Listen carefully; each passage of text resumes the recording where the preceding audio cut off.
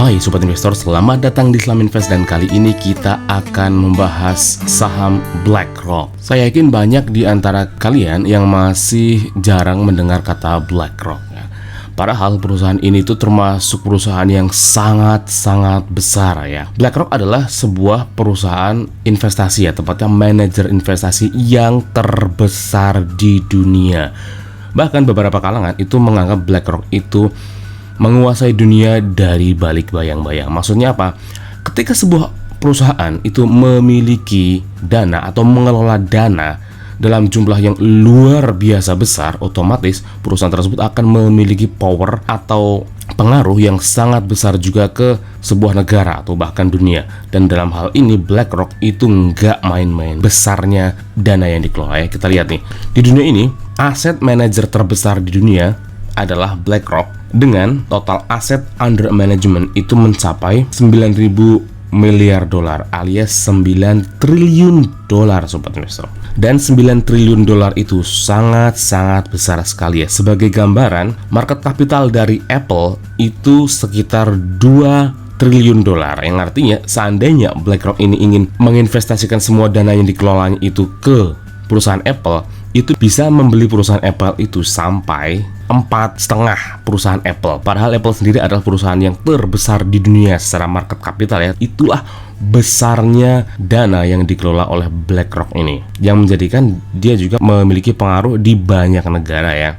Nah, aset manajer terbesar keduanya baru Vanguard Group, nomor 3-nya UBS Group, nomor 4 Fidelity Investment, nomor 5 Street Global Advisor, dan nomor 6 barulah Morgan Stanley, nomor 7 Allianz Group, nomor 8 JP Morgan and Chase, nomor 9 Capital Group, dan seterusnya. Goldman saja baru nomor 11. Jadi kelihatan ya bahwa BlackRock ini jauh lebih besar ya dana kelolaannya dibandingkan dengan yang lainnya. Bidang usaha dari BlackRock ini sendiri mencakup beberapa hal ya. Yang utama tentu saja adalah investasi. Tapi selain investasi, BlackRock ini juga memiliki bidang usaha di bidang consulting, dan yang dikonsultasikan itu bukan main-main juga. Yang dilayani oleh BlackRock yang pertama adalah individual and families, yaitu orang-orang biasa seperti kita, karena BlackRock juga mengeluarkan produk berupa ETF. Ya, ini adalah ETF-nya, banyak sekali ETF-nya. Tepatnya mencapai 1048 ETF, itu banyak sekali yang dikelola. ETF-nya itu mencakup seluruh dunia, termasuk juga di Indonesia. BlackRock juga memiliki ETF yang namanya adalah iShares MSCI Indonesia ETF atau disingkat IDO. Dan perusahaan-perusahaan yang diholding oleh BlackRock di Indonesia yang pertama adalah BCA, BRI, Telkom, Bank Mandiri, Astra, Charon Pokpan, Bank Negara Indonesia, Unilever, Kalbe Pharma, dan juga Indofood. Sebenarnya ada banyak ya, tapi itu yang paling besar porsinya. Totalnya ada sekitar 81 perusahaan yang di-hold oleh ETF-nya BlackRock ini. Jika sobat investor tertarik untuk berinvestasi di ETF yang dikelola oleh BlackRock ini, bisa berinvestasi dengan kode ETF EIDO. Nah, selain di Indonesia, BlackRock ini juga membuat ETF di banyak negara. Contohnya ini ya, di sort berdasarkan market and region itu di Asia Pasifik, ada Australia, China, Hong Kong, India, Indonesia ini tadi ada satu ETF, terus ada Jepang, Malaysia, dan sebagainya ya, di banyak negara.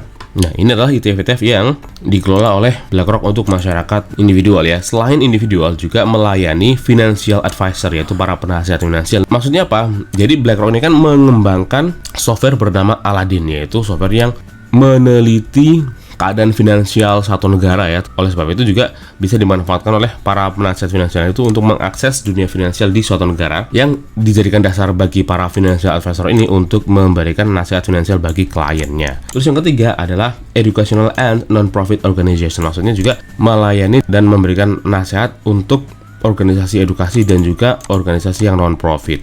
Terus juga ada pension plan ya. Selain dari ETF tadi, BlackRock juga membuat tabungan pensiun bagi perorangan ya, dan juga melayani insurance company atau perusahaan asuransi, dan yang paling penting adalah melayani government ya, pemerintah.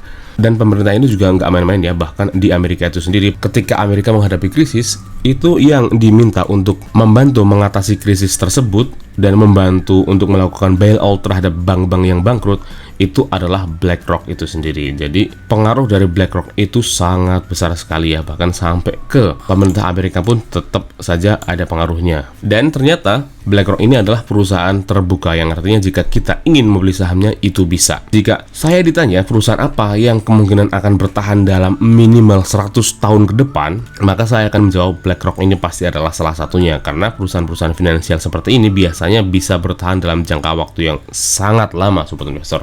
Biasanya perusahaan-perusahaan yang lainnya juga seperti ini, JP Morgan Chase, terus Capital Group, Goldman Sachs, itu juga perusahaan-perusahaan yang sudah berdiri sangat lama, sedangkan BlackRock ini sendiri baru berdiri di tahun 1988. Sebenarnya masih belum terlalu lama ya. Kelihatan di sini bahwa kalau perusahaan-perusahaan sejenis itu bisa mampu bertahan dengan waktu yang sangat lama, jadi sangat mungkin sekali kalau BlackRock juga mampu bertahan dalam jangka waktu yang sangat lama. Artinya, investasi di BlackRock ini adalah investasi yang cukup aman, sobat investor.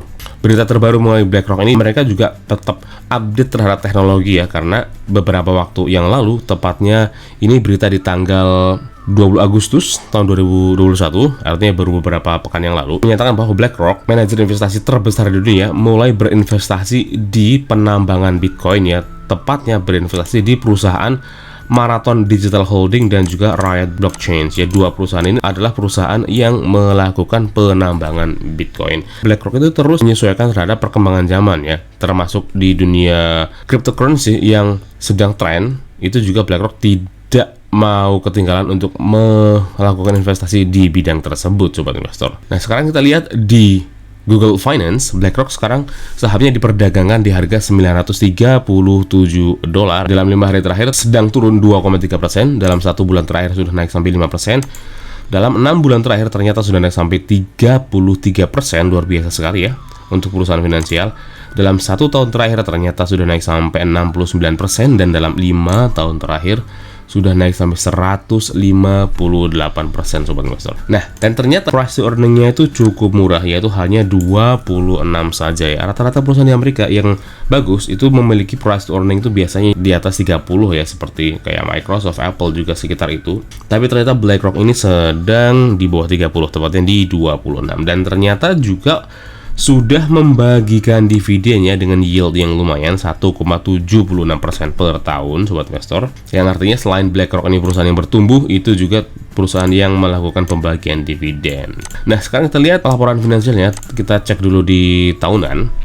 Pertumbuhan BlackRock ini bisa dibilang tidak terlalu fantastis ya. Tidak seperti perusahaan teknologi yang pertumbuhan per tahunnya bisa lebih dari 20%, atau bahkan di beberapa perusahaan bisa sampai 100% lebih ya peningkatan revenue-nya. Tapi BlackRock ini peningkatan revenue-nya cenderung tidak terlalu besar, tapi selalu stabil dan tiap tahun selalu meningkat. Di tahun 2016 itu revenue-nya naik sebesar 7%, tahun 2017 naik sebesar 10%, tahun 2018 naik lagi sebesar 4%, tahun 2019 naik lagi 2% saja, tipis saja. Dan tahun 2020 itu revenue-nya naik lagi sampai 11%. Artinya revenue-nya itu terus-menerus naik ya. Nah, di tahun 2020 itu tercatat net income-nya juga mencapai peningkatan sebesar 10%. Dan yang lebih hebat lagi, ini yang perlu kita garis bawahi, sobat investor. Revenue-nya itu sebesar 16,2 miliar dolar. Tapi net income-nya atau laba bersihnya itu sebesar 4,9, yang artinya labanya itu gede loh. Dibuktikan dengan adanya net profit margin yang mencapai 30%. Sebuah perusahaan investasi yang mencatatkan net profit margin sampai 30,43% itu besar sekali, sobat investor. Karena di bidang manajer investasi itu kan pendapatannya kan sangat stabil ya, biasanya dari fee terhadap klien, terus dari fee terhadap ETF. Kalau kita membeli ETF, kita kan akan membayar biaya tahunan sekitar 1% ya kira-kira. Nah, dari fee itu kan sangat-sangat stabil, artinya tiap tahun bisa diandalkan ya. Dan ternyata dari biaya yang sangat stabil itu bisa mencapai net profit margin yang mencapai 30,43%. Artinya BlackRock ini perusahaan yang tergolong sangat aman, sobat investor. Nah, sekarang kita lihat secara kuartal. Di kuartal pertama dan kedua nih, BlackRock sudah mengeluarkan laporan keuangan kuartal kedua tahun 2021. Ternyata di kuartal pertama itu juga pendapatannya meningkat sebesar 18% ya. Di kuartal kedua meningkat lagi sampai 32%. Wow, peningkatan yang cukup lumayan. Dan di kuartal kedua ini net profit marginnya juga meningkat sampai 13,5%. Dan hanya dalam satu kuartal saja itu net income-nya mencapai 1,38 miliar dolar. Nih, meskipun ini net profit margin-nya sedikit turun ya dibandingkan dengan kuartal kedua tahun 2020, yaitu turun sebesar 14%, tapi tetap saja banyak karena net profit margin di kuartal kedua itu tetap sebesar 28,59%. Tetap sebuah net profit margin yang sangat besar, sobat investor. Nah, sekarang kita lihat fundamentalnya. Menurut situs MarketBeat, BlackRock memiliki employee atau karyawan sebanyak 16,5 ribu orang, yang artinya cukup banyak. Nah, itu sangat wajar karena ini perusahaan yang bergerak di bidang finansial dan membutuhkan banyak analis finansial ya tentunya. Kita lihat di sales and book value-nya, annual sales-nya mencapai 16,2 miliar dolar. Nah, ini juga sangat penting, itu price to sales-nya hanya 8,8 saja. Artinya kalau dilihat secara growth investor, price to sales-nya sangat murah, hanya 8,8 saja. Dengan price to book value-nya juga ternyata sangat murah sekali, hanya 3,95 saja. Dan kita lihat secara profitability, return on equity-nya mencapai 16,3% dan return on asset-nya mencapai 3,31%. Debt-nya itu sangat kecil, hanya 0,45 saja, sobat investor.